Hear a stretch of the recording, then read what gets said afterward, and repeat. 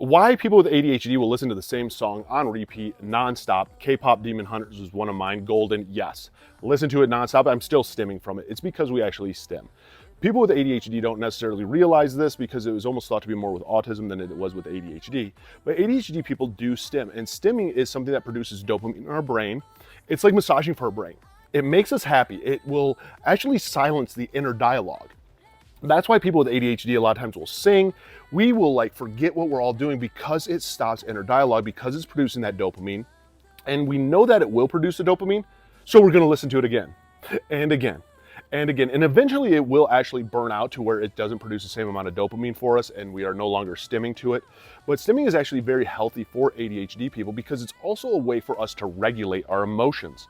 A lot of times our emotions and things can get so out of whack because the internal dialogue goes on, and it's this dopamine cycle that if we shift what's creating dopamine, such as music, it can help calm us down.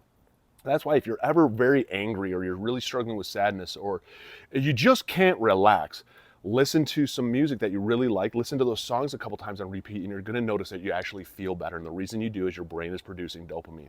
And again, I wish I would have known this sooner. I got diagnosed ADD at 13, re-diagnosed ADHD at 17. This is back in the 90s. And no one really told me any of this stuff. I had to learn it the hard way. But the more that we share and educate, the easier life is, and it's supposed to be that way.